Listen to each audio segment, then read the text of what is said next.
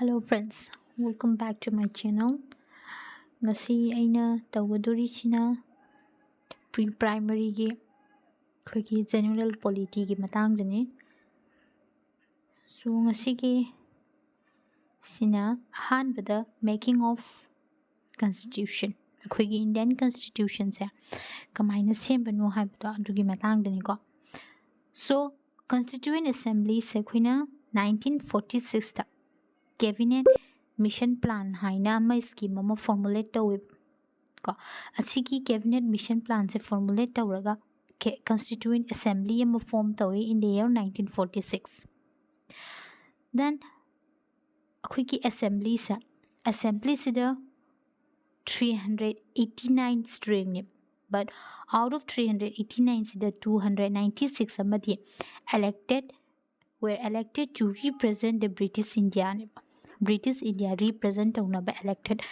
oiba mi ne member sing ne 296 se and 93 simana kanano ha kanda khoi princely state sing se haidi India se independent fangaga haidi ningthongna palami ba kenu sing se khoina princely state mayam sing sidagi mokhoi gi ningthau kai sing se 93 seats ama hape ba moina ko next kenu ha kanda khoi Indian constitution ki ko constituent assembly sidana first meeting ama form toiba in the year 1946 tani 9 December 1946 da constituent assembly ama phame first meeting ni ko sigisina adiga reassemble to wakandana 14 August 1947 sida muka phame khoigi Indian constitution se sema matamda 2 years ni ko 3 years nate 2 years 11 months and 18 days sangi khoi Indian constitution sema pura finalize to ba matamda ko then khoi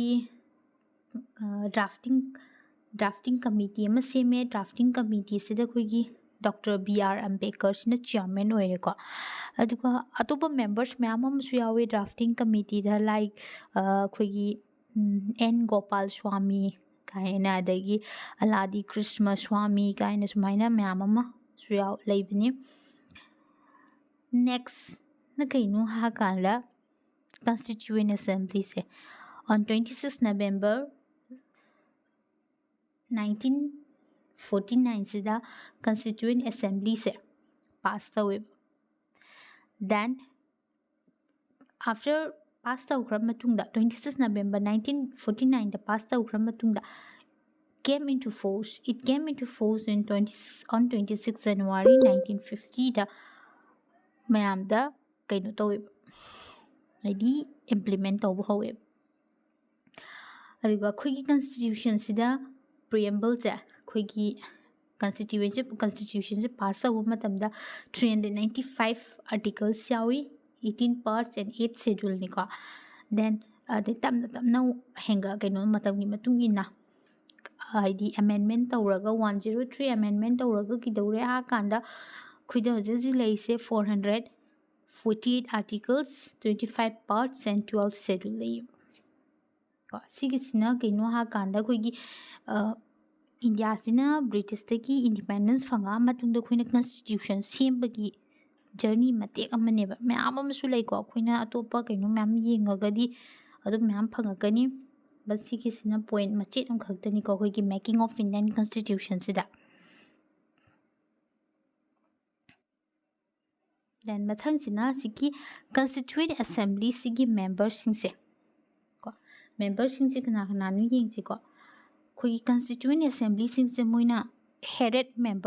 oiba member khara khandu eba khoina constituent assembly se matam do ko union power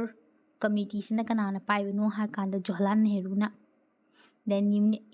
union constitution committee sina kana no ha ka ma Jawaharlal Nehru ni ko se chwa then provincial constitution committee na kana no ha kanda Sardar Patel na pai drafting committee ki headed sina kana no ha kanda Dr. B.R. Ambedkar advisory committee on fundamental rights minorities and tribal and excluded area kana no ha kanda Sardar Patel na leira rules of procedure committee kana no ha di Rajendra Prasad state committee ꯍꯥꯏꯗꯤ committee ꯃꯌꯥꯝ ꯑꯃ ꯑꯇꯣꯞꯄ ꯁ꯭ꯇꯦꯠꯀ negotiate ꯇꯧꯅꯕꯁꯤ ꯀꯅꯥꯅꯅꯣ ꯍꯥꯏꯔꯗꯤ ꯖꯋꯥꯍꯔꯂꯥꯜ ꯅꯦꯍꯔꯨꯅꯅꯦꯕ ꯃꯊꯪꯗꯅ ꯑꯩꯈꯣꯏꯒꯤ ꯄ꯭ꯔꯤꯑꯦꯝꯕꯜ ꯀꯣ ꯑꯩꯈꯣꯏꯒꯤ pre ꯄ꯭ꯔꯥꯏꯃꯔꯤꯁꯦ MCQꯗꯅꯤꯅ ꯌꯥꯝ ꯂꯨꯅꯁꯨ ꯍꯪꯒꯗꯧ ꯅꯠꯇꯦ MCQꯅꯤ ꯑꯗꯨꯝ ꯏꯂꯥꯏ ꯂꯥꯏꯕ ꯉꯥꯛꯇ ꯑꯣꯏꯗꯣꯏꯅꯦꯀꯣ ꯗꯦꯟ ꯑꯩꯈꯣꯏꯒꯤ ꯄ꯭ꯔꯤꯑꯦꯝꯕꯜꯁꯤꯗꯤ ꯁꯤꯇꯤꯖꯦꯟ ꯈꯨꯗꯤꯡꯃꯛꯅ ꯏꯟꯗꯤꯌꯥꯒꯤ ꯁꯤꯇꯤꯖꯦꯟ ꯈꯨꯗꯤꯡꯃꯛꯅ ꯄ꯭ꯔꯤꯑꯦꯝꯕꯜꯁꯤꯗꯤ ꯈꯪꯐꯝ ꯊꯣꯛꯏꯀꯣ ꯈꯪꯁꯨ ꯈꯪꯉꯝꯒꯅꯤ ꯍꯥꯏꯅ ꯊꯥꯖꯩꯀꯣ ꯑꯗꯨꯒ ꯑꯩꯈꯣꯏꯅ ꯑꯦꯖ ꯑꯦꯟ MCQ ꯑꯣꯏꯅ ꯍꯪꯕ ꯌꯥꯕ ꯃꯑꯣꯡꯁꯦ ꯂꯥꯏꯛ ꯖꯁꯇꯤꯁꯀꯤ ꯃꯇꯥꯡꯗ ꯀꯩꯀꯩ ꯖꯁꯇꯤꯁꯁꯦ ꯀꯩꯀꯩ ꯃꯇꯥꯡꯗ ꯖꯁꯇꯤꯁꯅꯣ ꯀꯥꯏꯅ ꯁꯣꯁꯤꯌꯦꯜ ꯏꯀꯣꯅꯣꯃꯤꯛ ꯄꯣꯂꯤꯇꯤꯀꯦꯜ ꯀꯣ ꯑꯩꯈꯣꯏꯅ ꯀꯟꯁꯇꯤꯇ꯭ꯌꯨꯁꯟ ꯂꯤꯕꯔꯇꯤꯁꯦ ꯀꯩꯀꯩꯅꯣ ꯂꯤꯕꯔꯇꯤ ꯑꯣꯐ ꯀꯩꯀꯩꯅꯣ ꯍꯥꯏ ꯀꯥꯟꯗ ꯑꯩꯈꯣꯏꯒꯤ liberty of thought liberty of expression belief faith and worship ꯏꯀ꯭ꯋꯦꯂꯤꯇꯤꯗ ꯀꯩ ꯃꯇꯥꯡꯒꯤ ꯏꯀ꯭ꯋꯦꯂꯤꯇꯤꯅꯣ ꯍꯥꯏꯔ ꯑꯩꯈꯣꯏꯒꯤ ꯁ꯭ꯇꯦꯇꯁ ꯑꯁꯤꯒꯨꯝꯕꯁꯦ ꯈꯪꯕ ꯃꯊꯧ ꯇꯥꯏꯀꯣ ꯍꯥꯏꯁꯦ ꯏꯂꯥꯏ ꯂꯥꯏꯅ ꯑꯗꯨꯝ MCQꯗ ꯑꯗꯨꯝ ꯂꯥꯛꯄ ꯌꯥꯕ ꯍꯪꯕ ꯌꯥꯕ ꯃꯑꯣꯡꯅꯤꯀꯣ ꯄ꯭ꯔꯤꯑꯦꯝꯕꯜꯒꯤ ꯍꯥꯏꯔꯒꯁꯨ then equality of opportunity and to promote among them all then ꯑꯩꯈꯣꯏꯒꯤ fraternity ꯂꯦꯝ ꯌꯥꯎꯗꯣꯏꯁꯦ assuring the dignity of individuals and unity and integrity of the nation so ꯑꯩꯈꯣꯏꯅ ꯁꯤꯗꯤ already ꯈꯪꯉ ꯂꯩꯔꯦ ꯑꯩꯈꯣꯏꯅ ꯑꯩꯈꯣꯏꯒꯤ constitution assemblyꯁꯦ 26 November 1949ꯗ adopt ꯇꯧꯏ ꯑꯗꯨꯒ enact ꯇꯧ ꯀꯩꯅꯣ implement ꯇꯧꯕꯁꯤꯅ ꯑꯩꯈꯣꯏꯅ 15 January 1950ꯗꯅꯦꯕ so ꯃꯊꯪꯗꯅ ꯃꯈꯥ ꯇꯥꯔꯛꯄꯅ ꯃꯊꯪꯗꯅ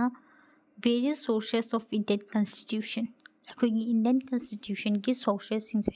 constitution ꯁꯦꯝꯕ ꯃꯇꯝꯗ ꯑꯩꯈꯣꯏꯅ ꯑꯇꯣꯞꯄ countryꯒꯤꯁꯨ idea ꯃꯌꯥꯝ ꯑꯃ ꯂꯧꯋꯦꯕ ꯑꯗꯨꯒꯤ sourcesꯁꯤ ꯌꯦꯡꯁꯤꯀꯣ ꯀꯥꯏꯗꯩꯅꯣ ꯍꯥꯏꯁꯦ ꯑꯍꯥꯟꯕꯗ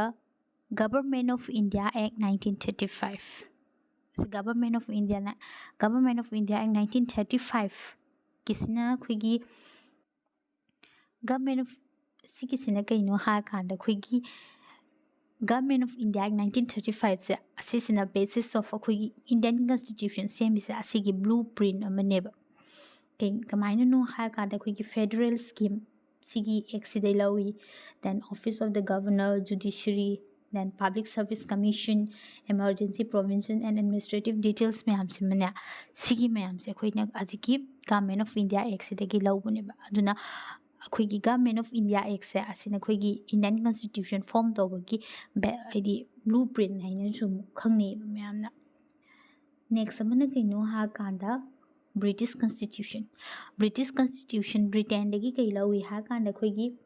parliamentary government rule of law legislative procedure single citizenship cabinet system then prerogative rights then parliamentary privilege and bicameralism si mayam si kanadai lawuno ha gadi British Constitution dagi that is Britain dagi lawboneba next amana US Constitution United States dagi lawbasina kaino ha ka khoi fundamental rights independence of judiciary then judicial reviews dagi impeachment of the president removal of Supreme Court high court judge and post of vice president si mayam sima khoi USA dagi lawbani US Constitution dagi mathangdana Ireland dai kaino ha kanda Irish Constitution dagi lawrisina directive principle of state policy ko the nomination of the member of Rajya Sabha method of election of the president si sa kanadai karma country di lawino ha kanda di Ireland di lawbani so koina question da hangba ya doisi directive principle of state policy se karma country dagi lawbono kaina hangba ya fundamental rights se karma constitution gi karma country dagi lawbono kain hangba ya ko sumaina ne ba khangjan doisi koina then Canadian Constitution Canada dagi lawbasina kaino ha ga federation with the strong center then vesting of residuary power of the center appointment of the state governor by the center then advisory jurisdiction of the Supreme Court sigisina kanadai lawbuno haidi Canadian Constitution dagi that is Canada dagi lawbuneba next na kaino Australian Constitution dagi lawisina concurrent list lawi freedom of trade commerce and intercourse at the point of sitting of two houses of parliaments ꯁꯤ ꯃꯌꯥꯝꯁꯦ ꯀꯅꯥꯗꯩ ꯂꯧꯏꯅꯣ ꯍꯥꯏꯔꯀꯥꯟꯗ ꯑꯁꯇ꯭ꯔꯦꯂꯤꯌꯥꯒꯤ ꯀꯟꯁꯇꯤꯇ꯭ꯌꯨꯁꯟꯗꯒꯤ ꯂꯧꯕꯅꯦꯕ ꯅꯦꯛꯁꯅ ꯌꯦꯡꯉꯁꯤ ꯅꯦꯛꯁꯅ Weimar constitution of ꯖꯔꯃꯅꯤꯒꯤ constitution suspension of fundamental right during emergency ꯑꯩꯈꯣꯏꯒꯤ emergency ꯃꯇꯝꯗ ꯑꯩꯈꯣꯏꯒꯤ ꯐꯟꯗꯥꯃꯦꯟꯇꯦꯜ ꯔꯥꯏꯠ ꯁꯁꯄꯦꯟꯁꯟ ꯇꯧꯕꯁꯦ ꯁꯤꯒꯤꯁꯤꯅ ꯀꯅꯥꯅꯣ ꯍꯥꯏꯔꯀꯥꯟꯗ ꯋꯦꯃꯔ ꯀꯟꯁꯇꯤꯇ꯭ꯌꯨꯁꯟ ꯖꯔꯃꯅꯤꯗꯩꯅꯤꯀꯣ ꯗꯦꯟ ꯃꯊꯪꯒꯤꯗꯅ USSR ꯔꯁꯤꯌꯥꯗꯒꯤ ꯂꯧꯕꯁꯤꯅ ꯑꯩꯈꯣꯏꯒꯤ fundamental duties and the ideas justice social economic and political in the preamble ꯑꯁꯤꯒꯤꯁꯤꯅ ꯁꯤꯒꯤ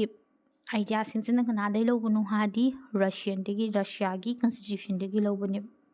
French Constitution dena republic and the idea of liberty, equality, fraternity in the preamble da khoigi liberty, equality, fraternity ga yawina asigisina French Constitution dagi lawbane ba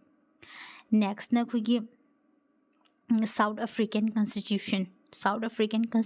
sina khoigi procedure for amendment of constitution of election of member of Rajya Sabha sigumasina South Africa dagi Japanese dagi na khoigi establishment by law procedure established by law asigisina Japanese constitution dagi lawbane